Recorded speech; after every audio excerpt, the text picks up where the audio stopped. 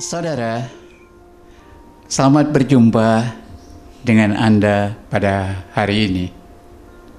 Hari ini saya akan menyampaikan sebuah tema tentang membangun pikiran Kristen. Dan tema ini diambil dari surat Filipi pasal 4 ayat 7 sampai dengan 8. Tekanan yang paling penting ialah terdapat di dalam ayat 8. Kita harus mengendalikan pikiran kita dengan hal-hal yang baik, yang sungguh membangun kehidupan kita dalam hubungan, dalam komunikasi kita dengan orang-orang lain. Saudara tahu bahwa pada saat kita berada di gereja atau berada dimanapun, pikiran kita bisa tidak berada di tempat di mana kita berada.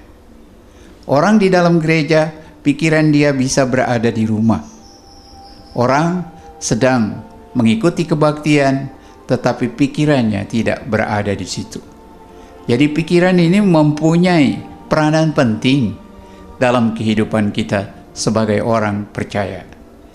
Oleh sebab itu, Rasul Paulus menekankan bagaimana pikiran itu harus dikendalikan. Kita harus menyerahkan pikiran kita ke dalam tuntunan dan kuat kuasa daripada Roh Kudus. Roh Kudus bekerja lewat firman Tuhan. Dan firman Tuhan itu harus menjadi makanan rohani kita hari lepas hari. Dan pikiran kita dapat dikendalikan juga melalui doa kita. Dan pikiran kita juga dapat dikendalikan melalui sikap hidup kita, keteladanan kita. Rasul Paulus berkata, kita harus memikirkan hal-hal yang suci, yang manis, yang sedap, yang patut didengar, dan segala hal-hal yang memuliakan Tuhan, yang tidak bertentangan dengan kuat kuasa Roh Kudus. Saudara, kita betul-betul harus memurnikan pikiran kita, sehingga pikiran kita tidak lagi bercampur baur dengan hal-hal yang mengacaukan kehidupan kita sehari-hari.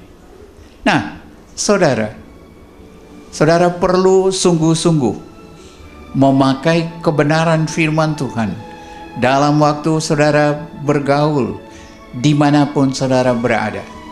Saudara tahu bahwa teologi tidak hanya berlaku di dalam gereja. Teologi berlaku juga di dalam bidang-bidang akademik. Tapi juga yang lebih penting, teologi itu berlaku di dalam kehidupan kita sehari-hari.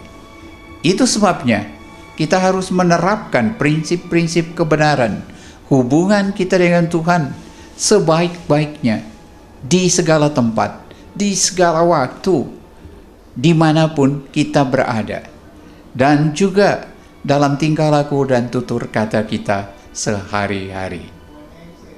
Nah, kiranya Tuhan memberkati saudara. Amin.